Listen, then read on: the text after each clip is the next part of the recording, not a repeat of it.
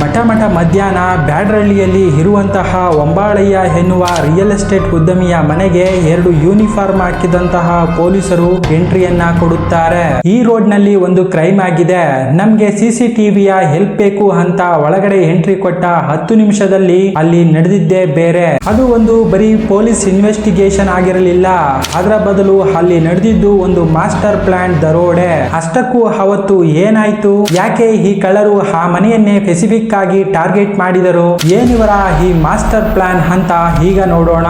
ಅದಕ್ಕಿಂತ ಮುಂಚೆ ನೀವಿನ್ನು ನಮ್ಮ ಚಾನೆಲ್ಗೆ ಹೊಸಬರಾಗಿದ್ರೆ ದಯವಿಟ್ಟು ಸಬ್ಸ್ಕ್ರೈಬ್ ಮಾಡ್ಕೊಳ್ಳಿ ಮತ್ತು ಬೆಲ್ ಐಕಾನ್ ಅನ್ನ ಪ್ರೆಸ್ ಮಾಡಿ.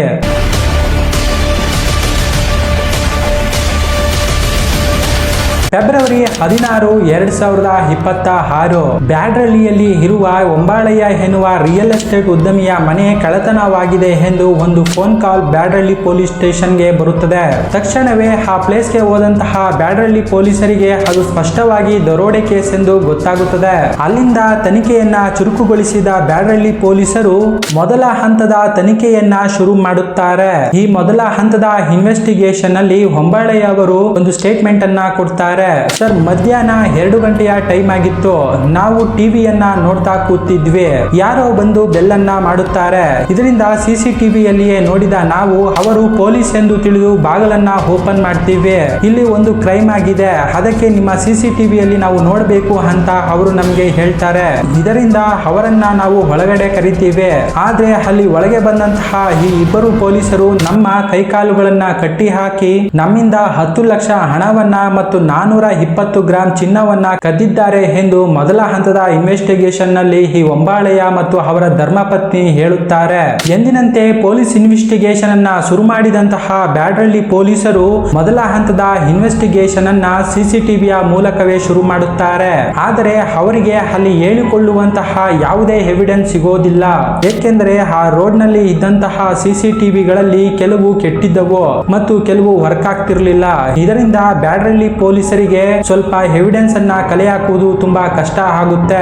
ಇದರಿಂದ 2ನೇ ಹಂತಕ್ಕೆ ಹೋದಂತಹ ಬ್ಯಾಡರಹಳ್ಳಿ ಪೊಲೀಸರು ನೆಟ್ವರ್ಕ್ ಟ್ಯಾಪ್ ಅನ್ನ ಮಾಡುತ್ತಾರೆ. 5,000ಕ್ಕೂ ಹೆಚ್ಚು ಕಾಲನ್ನ ಟ್ರ್ಯಾಪ್ ಮಾಡಿದಂತಹ ಬ್ಯಾಡರಹಳ್ಳಿ ಪೊಲೀಸರಿಗೆ ಕಂಡುಹಿಡಿಯಲು ಒಂದು ದೊಡ್ಡ ಸವಾಲೇ ಅವರ ಮುಂದೆ ಇರುತ್ತದೆ. ಆದರೆ ಪಿನ್ ಟು ಪಿನ್ ಮಾಹಿತಿಯನ್ನ ಬಿಡದಂತೆ 5,000 ಕಾಲ್ಗಳನ್ನ ಟ್ರ್ಯಾಪ್ ಮಾಡಿದಂತಹ ಪೊಲೀಸರಿಗೆ ಒಂದು ಅನುಮಾನ ಶುರುವಾಗುತ್ತೆ. ಒಂದೇ ನಂಬರ್ ನಿಂದ ದರೋಡೆ ಆದಂತಹ ಸ್ಥಳಕ್ಕೆ 10 ರಿಂದ 15 ಬಾರಿ ಕಾಲ್ ಬಂದಿರುವುದು ಪೊಲೀಸರಿಗೆ ಒಂದು ಅನುಮಾನ ಶುರುವಾಗಲು ಕಾರಣವಾಗುತ್ತದೆ. ಆ ನಂಬರ್ ನನ್ನ ಚೇಸ್ ಮಾಡಿ ಹೊರಟಂತಹ ಬ್ಯಾಡರಹಳ್ಳಿ ಪೊಲೀಸರು ಬೆಳಗಾವಿಯನ್ನ ತಲುಪಿರುತ್ತಾರೆ. ಈ ನಂಬರ್ ಲೊಕೇಶನ್ ಬೆಳಗಾವಿಯ ಜೈಲಿನೊಳಗಡೆ ಪದೇ ಪದೇ ತೋರಿಸುತ್ತಿರುವುದು ಈ ಬ್ಯಾಡರಹಳ್ಳಿ ಪೊಲೀಸರಿಗೆ ಕನ್ಫರ್ಮ್ ಆಗುತ್ತೆ. ಇದರಿಂದ ಬ್ಯಾಡರಹಳ್ಳಿ ಪೊಲೀಸರು ಆ ನಂಬರ್ ನನ್ನ ಚೇಸ್ ಮಾಡುತ್ತಾ ಬೆಳಗಾವಿಯ ಜೈಲಿನ ಒಳಗಡೆ ಹೋಗುತ್ತಾರೆ ಮತ್ತು ಆ ನಂಬರ್ ನಿಂದ ಯಾರು ಮಾತನಾಡಿದ್ದಾರೆ ಎಂದು ಪತ್ತೆ ಹಚ್ಚಲು ಶುರು ಮಾಡುತ್ತಾರೆ. ಆಗ ಅವರಿಗೆ ನಾಗೇಂದ್ರ ಎನ್ನುವನು ಆ ಕರೆಯನ್ನ ಮಾಡಿದ್ದಾನೆ ಎಂದು ಗೊತ್ತಾಗುತ್ತೆ. ಇದರಿಂದ ಬ್ಯಾಡರಹಳ್ಳಿ ಪೊಲೀಸರಿಗೆ ಸ್ವಲ್ಪ ತಲೆ ಕೆಡುತ್ತೆ, ಏಕೆಂದರೆ ಒಳಗಡೆ ಇರುವಂತಹ ವ್ಯಕ್ತಿ ಹೊರಗಡೆ ಬಂದು ಕಳ್ಳತನ ಮಾಡಲು ಹೇಗೆ ಸಾಧ್ಯ ಎಂದು ಯೋಚಿಸಿದ ಪೊಲೀಸರು ನಾಗೇಂದ್ರನನ್ನ ಬಾಡಿ ವಾರೆಂಟ್ ನ ಮೂಲಕ ಪೊಲೀಸರ ವಶಕ್ಕೆ ತೆಗೆದುಕೊಳ್ಳುತ್ತಾರೆ. ಕೊನೆಗೆ ಪೊಲೀಸರು ಈ ನಾಗೇಂದ್ರನ ಕೈಯಲ್ಲಿ ಬಾಯಿ ಬಿಡಿಸಿದಾಗ ಈ ನಾಗೇಂದ್ರನ ಮಾಸ್ಟರ್ ಪ್ಲಾನ್ ಒಂದೊಂದೇ ಹೊರಗಡೆ ಬರುತ್ತೆ. ಈ ನಾಗೇಂದ್ರ ಬೆಳಗಾವಿಯ ಜೈಲಿನಲ್ಲಿ ಇರುವಂತಹ ಸಮಯದಲ್ಲಿ ಇವನಿಗೆ ಉದ್ಯಮಿ ಒಂಬಾಳಯ್ಯ ಎನ್ನುವವರ ಮನೆಯಲ್ಲಿ ಸಾಕಷ್ಟು ಕೋಟಿ ಹಣವಿದೆ, ಸಾಕಷ್ಟು ಚಿನ್ನ ಆಭರಣಗಳು ಇದೆ ಎಂಬ ಮಾಹಿತಿ ಅವನಿಗೆ ಹೇಗೋ ಸಿಗುತ್ತೆ. ಇದರಿಂದ ನಾಗೇಂದ್ರ ಮಾಸ್ಟರ್ ಪ್ಲಾನ್ ಅನ್ನ ಮಾಡಲು ಶುರು ಮಾಡುತ್ತಾನೆ. ಈ ಕೆಲಸವನ್ನ ಒಬ್ಬನೇ ಮಾಡೋಕ್ಕಾಗೋದಿಲ್ಲ ಅಂತ ತಿಳಿದಂತಹ ನಾಗೇಂದ್ರ ಅವನ ಹಳೆಯ ಸ್ನೇಹಿತ ಜಮೀರ್ ಎನ್ನುವ ಸ್ನೇಹಿತನನ್ನ ಕಾಂಟ್ಯಾಕ್ಟ್ ಮಾಡ್ತಾನೆ. ಈ ಜಮೀರ್ ಕೂಡ ಶಿವಮೊಗ್ಗ ಜಿಲ್ಲೆಯಲ್ಲಿ ಒಂದು ಕೇಸ್ ನ ಮೇಲೆ ಲಾಕ್ ಆಗಿರುತ್ತಾನೆ. ಈ ಇಬ್ಬರು ಸೇರಿ ಫೋನ್ ನಲ್ಲಿಯೇ ಸ್ಕೆಚ್ ಅನ್ನ ಹಾಕುತ್ತಾರೆ. ಅಷ್ಟಕ್ಕೂ ಇಬ್ಬರು ಕೂಡ ಜೈಲಿನಲ್ಲಿಯೇ ಇದ್ದಾರೆ. ಈ ನಾಗೇಂದ್ರ ಎನ್ನುವನು ಬೆಳಗಾವಿ ಜೈಲಿನಲ್ಲಿ ಇದ್ದರೆ ಈ ಜಮೀರ್ ಎನ್ನುವನು ಶಿವಮೊಗ್ಗ ಜೈಲಿನಲ್ಲಿ ಇದ್ದಾನೆ.